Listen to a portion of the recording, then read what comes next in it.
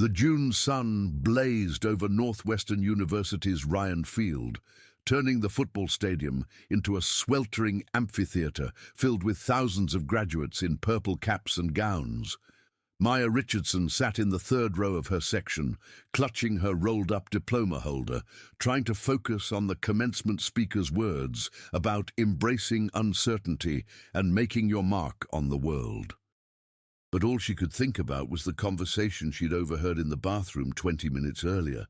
Her stepmother's voice, sharp and dismissive, cutting through the excited chatter. "I still can't believe we have to sit through this. 4 years of mediocre grades for a sociology degree. She's an embarrassment." Maya was 22 years old, graduating with honors despite working 2 part-time jobs to pay for expenses her partial scholarship didn't cover. She'd written her senior thesis on intergenerational poverty, research that her professor said was graduate-level work. She'd gotten early acceptance into 3 master's programs. She was proud of what she'd accomplished, but to Diane Richardson, her father's wife of 6 years, Maya would never be good enough. Maya scanned the crowd, looking for her father. David Richardson sat in the family section, looking uncomfortable in his suit and tie, his face already red from the heat. Beside him sat Diane, impeccable in a cream-colored dress and wide-brimmed hat, looking like she was at a garden party rather than her stepdaughter's graduation. And on Diane's other side sat her 2 children from her first marriage. Brandon, 19, who'd flunked out of his freshman year at a state school, and Chelsea, 17, who was currently on academic probation at her private high school. The irony wasn't lost on Maya. Her father caught her eye and waved enthusiastically. Maya waved back, forcing a smile. David had always tried. After Maya's mother died of cancer when Maya was 8, he'd been both parents for 6 years before meeting Diane. Those had been good years, hard, painful years of grief and adjustment, but good.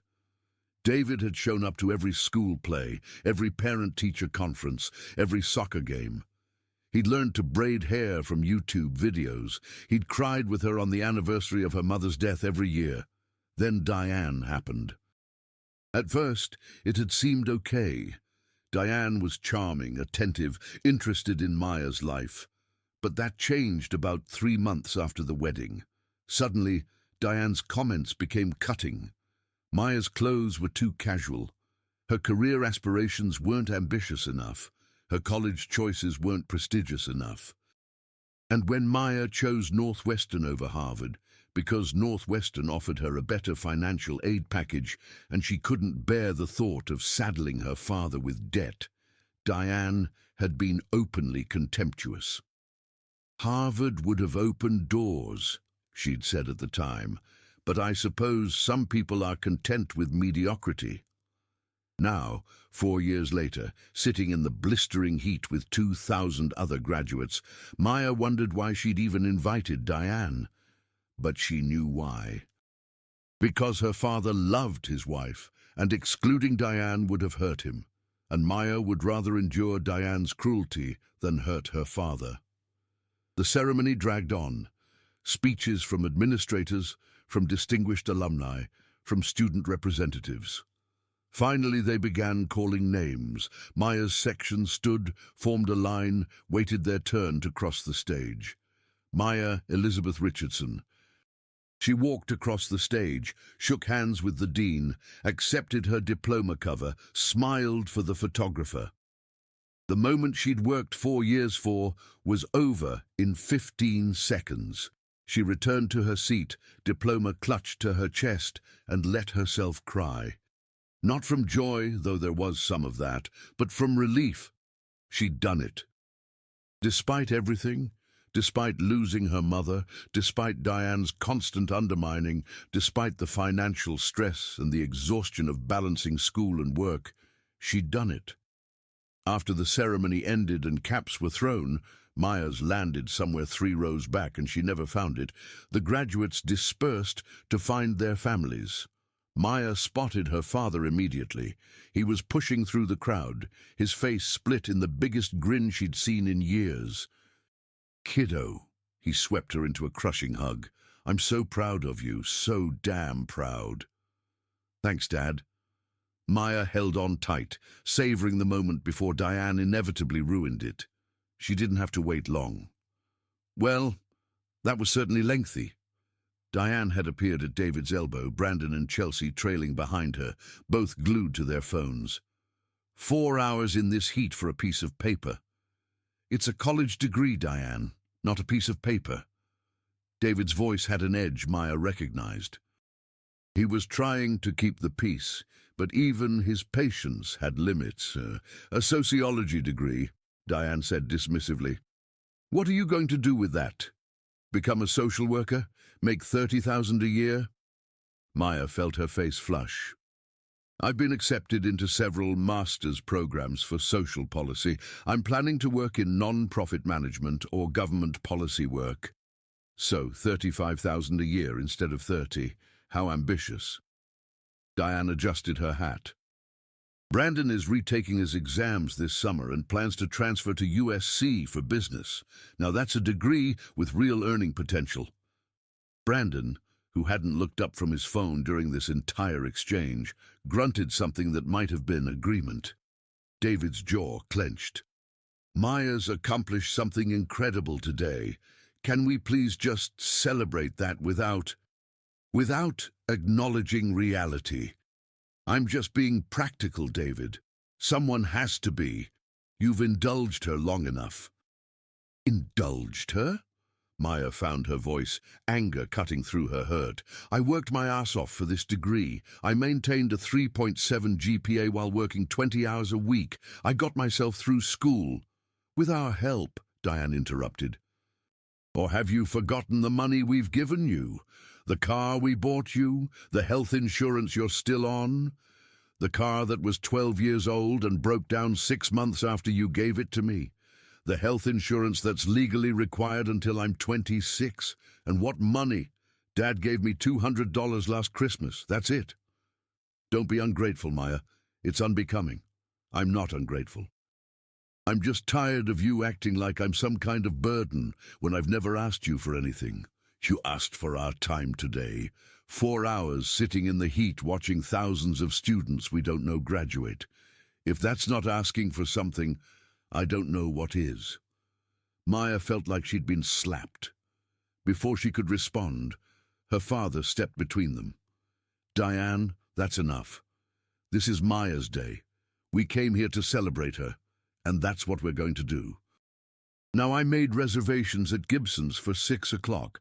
Let's get out of this heat, and actually, I told Brandon and Chelsea we'd go to Wildfire. They prefer steakhouses. I made reservations specifically at Gibson's because it's Maya's favorite restaurant. Well, you can take Maya there another time. Today, we're going somewhere the whole family will enjoy." The whole family would enjoy Gibson's if certain members of the family weren't being deliberately difficult. Diane's eyes flashed. "Are you calling me difficult? On what was supposed to be a nice family day? How typical." They were attracting attention now. Other families were glancing over, some with sympathy, others with curiosity. Maya wanted to disappear. She wanted to tell them all to forget it, that she'd just go home, that she didn't need this. But then a voice cut through the argument. A voice Maya hadn't heard in almost 3 years. "David Richardson, is that you?" Everyone turned. A man was approaching mid-50s with salt and pepper hair and a warm smile. He wore khakis and a Northwestern polo shirt. It took Maya's father a moment to place him, but then his face lit up. "Marcus? Marcus Chen? Oh my God, I haven't seen you since you moved to Chicago. What, 6 years ago?" Marcus pulled David into a hug, then stepped back, taking in the scene. His eyes landed on Maya in her purple gown, then on the tension clearly visible on everyone's faces. "I'm sorry, am I interrupting?" "Not at all," David said quickly. "Marcus, this is my daughter Maya. She just graduated. Maya, this is Marcus Chen. We worked together in Seattle for almost 10 years before I took the job here. Congratulations, Maya. Marcus shook her hand, his grip firm and kind. What's your degree? Sociology, with a focus on public policy. That's fantastic. My daughter Emily just finished her master's in social work at University of Chicago. You two should connect. She's always looking for people interested in policy work. He turned back to David. Are you here for the ceremony? Yeah, the whole family came out to support Maya. David's voice was strained, still tense from the argument with Diane. Marcus seemed to sense something was wrong. His eyes flicked to Diane, who was checking her phone with obvious impatience, then to Brandon and Chelsea, who hadn't acknowledged anyone, then back to Maya, who was clearly trying not to cry. Well, I'm glad you all could be here, Marcus said carefully. Supporting your kids through college is so important. My Emily struggled with depression her sophomore year, almost dropped out. But knowing her family believed in her made all the difference. Now she's thriving. He looked directly at Maya. Having family who shows up for you, who celebrates your achievements, that's everything. Some achievements are worth celebrating more than others, Diane muttered, just loud enough to hear. Marcus's expression changed. I'm sorry, I didn't catch that. Diane looked up, apparently deciding to commit fully to her awfulness. I said some achievements are worth celebrating more than others. Forgive me for not being overly excited about a sociology degree. It's not exactly prestigious. The silence that followed was deafening. David looked mortified. Maya wanted to sink into the ground. Even Brandon and Chelsea looked up from their phones, sensing drama. Marcus studied Diane for a long moment. When he spoke, his voice was pleasant, but there was steel underneath. I'm sorry, I don't believe we've been introduced. You're Diane Richardson, David's wife. Ah, not Maya's mother then. No, Maya's mother passed away years ago. I see. Marcus turned to David. So Maya lost her mother when she was, what, 7, 8? 8, David confirmed quietly. And despite that trauma, despite growing up without a mother, she managed to graduate from one of the best universities in the country. That's remarkable. You must be incredibly proud. I am, David said emphatically. So proud. Marcus nodded, then looked back at Diane. So when you say some achievements are worth celebrating more than others, what exactly do you mean? Because from where I'm standing, a young woman who lost her mother as a child and still managed to excel academically, that seems pretty worth celebrating. Diane's face flushed. I didn't mean, I was simply pointing out that there are more practical degrees, more practical than sociology. The study of human behavior and social structures in a world facing increasing inequality, political polarization, and social fragmentation. Marcus smiled, but it didn't reach his eyes. That seems like one of the most practical degrees a person could get. Well, I'm just being realistic about job prospects. My daughter has a social work degree. She starts next month at a non-profit making $55,000 a year with full benefits. One of her classmates just got hired by the mayor's office. Another is working for a think tank in Washington. These aren't dead-end careers. They're vital work that makes society function. I'm sure your daughter is very accomplished, Diane said stiffly. But not everyone. Not everyone what? Not everyone deserves support from their family. Not everyone's achievements count. Marcus's voice was still pleasant, but the words cut like knives. Because that's what you're implying, isn't it? That Maya's 4 years of hard work, her honors degree, her acceptance into multiple graduate programs, none of that matters because it's not what you would have chosen for her? I never said that. You've said it repeatedly since I walked up. You've dismissed her degree, questioned the value of her education, and made it clear you consider this day a waste of your time. In front of her, on what should be one of the proudest days of her life. Diane sputtered. David looked like he wanted to cheer.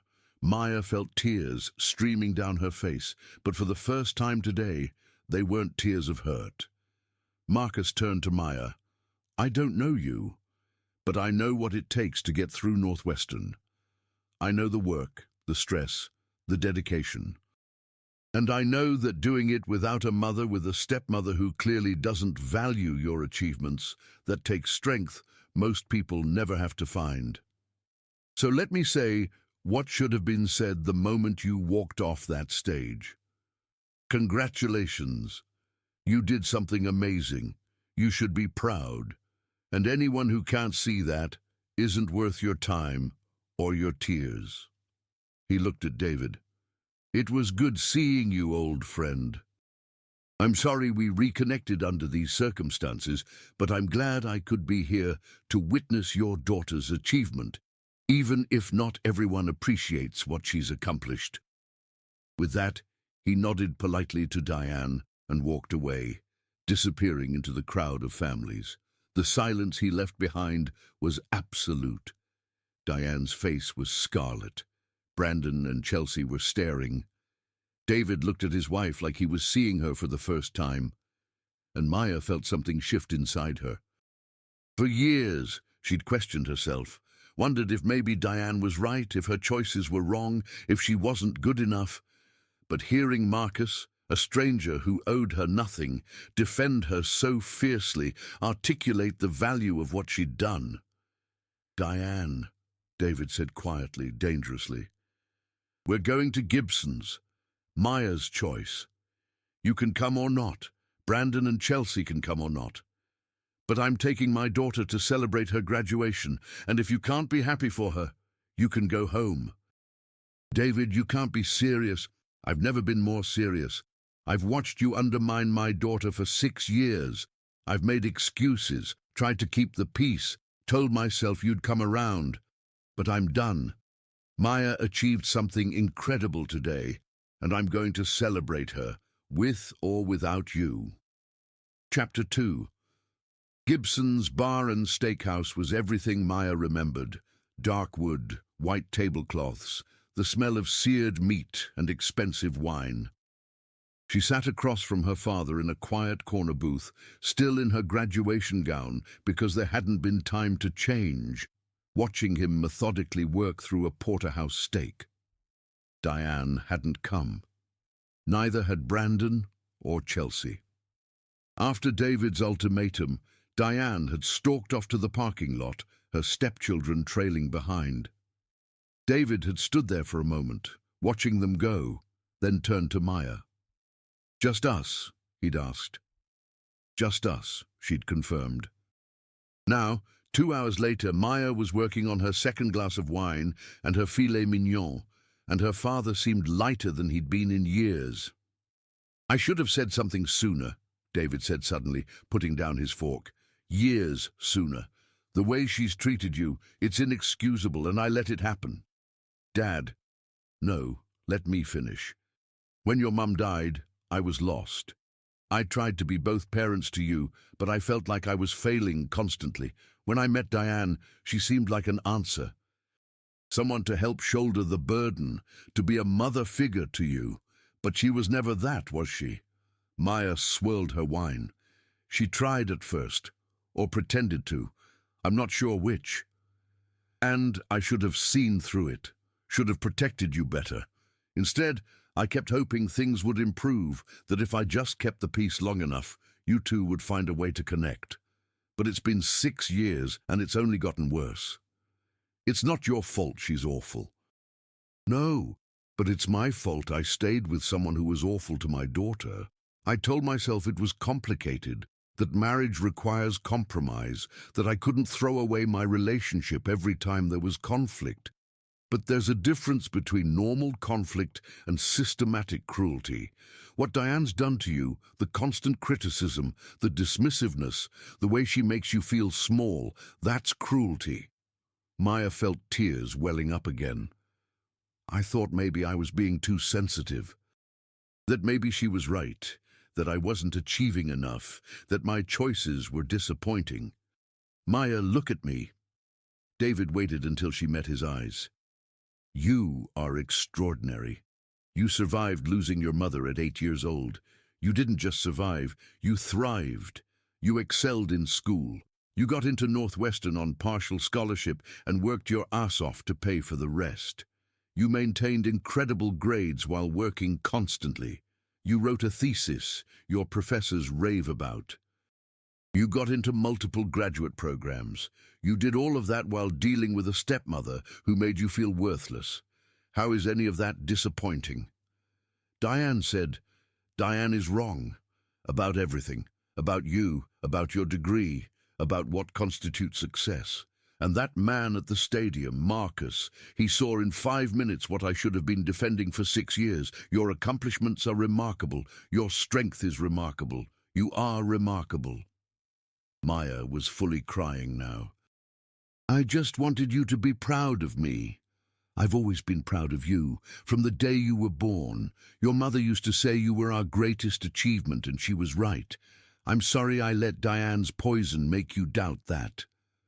They sat in silence for a while, Maya wiping her eyes with her napkin, David looking simultaneously furious and heartbroken. What are you going to do? Maya finally asked. About Diane? David took a long drink of his scotch. I don't know yet. But I know I can't keep living like this. I can't keep choosing someone who makes my daughter feel worthless over my daughter. Your mother would be ashamed of me for letting it go this far. Don't, Maya said quickly. Don't make this about Mom. She would understand that things are complicated, that you were trying to build a new life. Your mother would have thrown Diane out on her ass the first time she criticized you. Your mother was fierce when it came to protecting you. I should have been fiercer. Maya's phone buzzed, a text from a number she didn't recognize. This is Marcus Chen. Your dad gave me your number. Hope that's okay. My daughter Emily would love to meet you. She's always looking for people passionate about social policy. Coffee next week. She showed her father, who smiled. Marcus was one of my best friends in Seattle. Lost touch when I moved here and got caught up in everything. But he was always straight with me.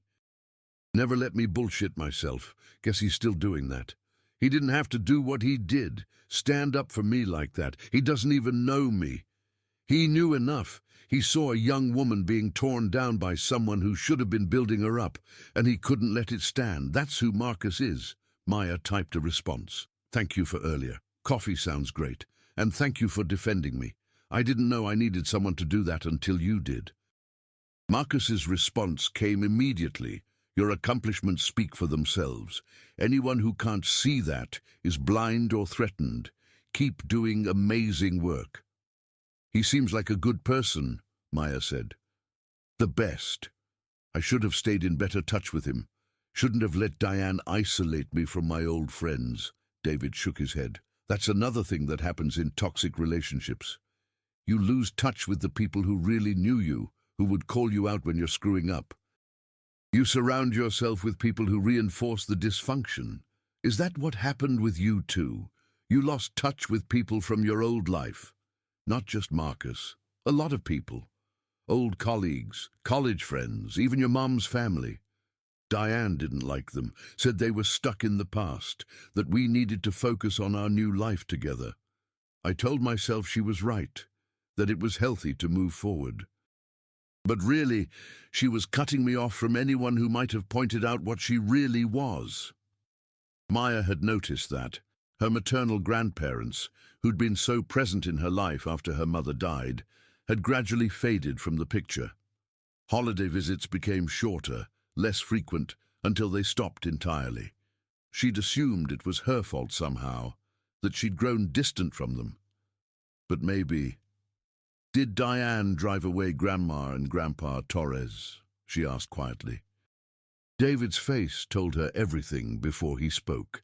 She made them feel unwelcome, criticized their parenting style when they'd visit, made comments about Mexican culture being too ethnic, suggested that you needed to focus on your future rather than dwelling on the past. Eventually they stopped coming. I told myself it was natural that they lived far away, that people drift apart. But I knew. I knew what was happening, and I let it happen anyway. Maya felt a fresh wave of grief. Her grandparents had been her last connection to her mother, and she'd lost them, not to death or distance, but to Diane's manipulation and her father's cowardice. "I need to call them," she said. "I need to apologize for disappearing." "I need to apologize," David corrected. "This is on me, Maya. All of it. You were a child. I was the adult who should have protected your relationships, your connection to your mother's family. Instead, I let my new wife erase them from our lives." "Why?" Maya's voice broke. "Why did you let her do all of this?" David was quiet for a long time. When he finally spoke, his voice was heavy with shame. "Because I was lonely. Because after your mom died, I felt like I was drowning, and Diane seemed like a lifeline, and once I'd committed to her, once I'd married her and blended our families, I didn't want to admit I'd made a mistake. I didn't want to fail at another marriage. So I convinced myself that things weren't that bad, that you were resilient enough to handle it, that I was doing the best I could. But I wasn't resilient enough. I was barely holding it together. I know. I can see that now. And I'm sorry. I'm so sorry." They finished their meal in heavy silence. Outside, the June evening was cooling down, the sun setting over Chicago in streaks of orange and purple. David paid the check, and they walked to his car, parked 3 blocks away. "I'm going to file for divorce," he said suddenly. Maya stopped walking. "Dad, you don't have to—" "Yes, I do. Not just for you, though God knows that would be reason enough. For me. Because I can't live with someone who treats my daughter the way Diane does. Because I can't spend the rest of my life with someone who makes me choose between her and my own child. Because your mother would never forgive me, and I'm not sure I can forgive myself." "What about Brandon and Chelsea? They're not my responsibility. Their father is still alive and involved. They'll be fine." He started walking again. "It won't be easy. Diane will fight me on everything. Money, property, all of it. But I don't care. I should have done this years ago." They reached the car. Before David could unlock it, Maya grabbed his arm. "Thank you," she said, "for today, for choosing me, for finally seeing what she was doing. I should have seen it sooner. Should have chosen you every time. But I'm choosing you now, and I'll keep choosing you. That's a promise." He pulled her into a hug, and they stood there in the parking lot, father and daughter, grieving the years they'd lost to Diane's toxicity, but grateful for the chance to rebuild. "One more thing," David said as they pulled apart. "I want you to call your grandparents. Tonight. Tell them I'm sorry. Tell them I want them back in our lives. Tell them about your graduation and your graduate school plans and everything, okay? Okay? And Maya, I'm proud of you. So incredibly proud. Don't ever doubt that again." 3 months later, Maya started her master's program in public policy at University of Chicago. Her grandparents came to help her move into her apartment, the first time she'd seen them in 3 years. The reunion had been tearful and healing. They'd apologized for not fighting harder to stay in her life. She'd apologized for not reaching out, and slowly, painfully, they were rebuilding what Diane had tried to destroy. David filed for divorce 2 weeks after Maya's graduation. As predicted, Diane fought him on everything. But David had hired the best attorney he could find and was determined to end things as quickly as possible. He moved into a small apartment near Maya's campus, joking that he wanted to be close by in case she needed a study break dinner companion. Brandon and Chelsea stayed with their mother. Maya heard through the grapevine that Brandon had flunked out of USC after 1 semester and was living in Diane's basement. Chelsea had graduated high school by the skin of her teeth and was working retail, having given up on college entirely. Maya felt a twinge of pity for them. They were as much victims of Diane's parenting as she'd been, just in different ways. Emily Chen became one of Maya's closest friends. They met for coffee the week after graduation and talked for 3 hours straight. Emily was brilliant and kind and understood the pressure of high-achieving parents in a way most people didn't. She introduced Maya to her network of non-profit professionals and policy wonks. And soon, Maya had a whole new community of people who valued the work she wanted to do. Marcus and David reconnected properly, falling back into the easy friendship they'd had years ago. Marcus became a regular presence at Sunday dinners with Maya and David, often bringing Emily along. It was like having the family dinners Maya had dreamed about during the years with Diane. People who genuinely liked each other, who celebrated each other's victories, who showed up. One evening in September, Marcus pulled Maya aside after dinner. "I owe you an apology," he said. "For what?" "For what I said at your graduation. I was harsh with your stepmother. I didn't know the full situation, didn't know if I was making things worse for you by confronting her. You weren't. You were saying everything I'd needed someone to say for 6 years. You gave me permission to stop questioning myself, to stop thinking maybe she was right about me. That was a gift. Your dad told me she tried to convince you that you weren't good enough, that your choices were wrong. I want you to know something. I've been in higher education for 25 years. I've taught thousands of students, and the ones who make a real difference in the world, they're not always the ones with the fanciest degrees or the highest paying jobs. They're the ones with empathy, with drive, with the courage to do hard work for the right reasons. You're going to do great things, Maya, not because of where you went to school or what grades you got, but because you have the heart for this work. Don't let anyone make you doubt that." Maya hugged him, this man who'd shown up at exactly the right moment and changed everything. "Thank you," she whispered, "for seeing me, for defending me, for being the kind of person who couldn't let injustice stand, even for a stranger."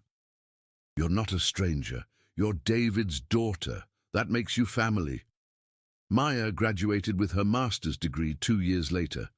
This time her father sat in the front row, flanked by her grandparents on one side and Marcus and Emily on the other. No Diane. No Brandon, no Chelsea, just people who loved her and were genuinely proud of her achievements. After the ceremony, they all went to Gibson's. Same restaurant, same booth, but this time it was filled with laughter and joy and real celebration. David stood to give a toast.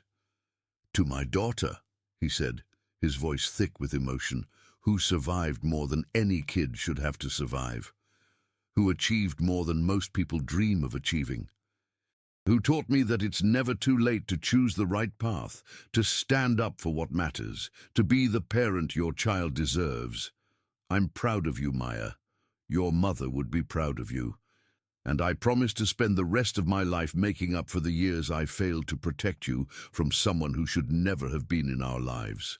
"To Maya," everyone echoed, raising their glasses. Later that night, lying in her apartment surrounded by moving boxes, she was starting a job at a think tank in Washington, D.C. in 3 weeks. Maya thought about the journey from that first graduation to this one. The pain she'd endured, the strength she'd discovered, the family she'd lost and the family she'd rebuilt. And she thought about Marcus Chen, a stranger who'd appeared at exactly the right moment and changed the trajectory of her life. Not by doing anything heroic or dramatic, but simply by seeing injustice and refusing to let it stand, by telling the truth when everyone else was being polite, by valuing her worth when the people who should have valued it most couldn't or wouldn't. She pulled out her phone and texted him, starting the new job in 3 weeks, feeling nervous but excited. "Thank you for everything, for seeing me, for defending me, for helping my dad find his way back to himself. You changed my life that day at graduation." His response came quickly. "You changed your own life by being brave enough to keep going when people tried to tear you down. I just said what needed to be said. Proud of you, kid. Your mom would be too." Maya read the message 3 times, then set her phone down and looked around her apartment. At the boxes full of books and clothes and memories, at the diploma on the wall, at the job offer letter on her desk. She'd made it.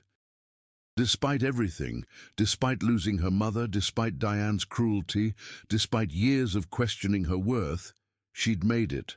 And the family she'd rebuilt, the one filled with people who actually showed up and celebrated her achievements, was so much better than the one Diane had tried to force her into.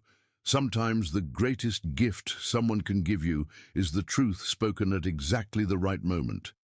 Marcus had given her that gift.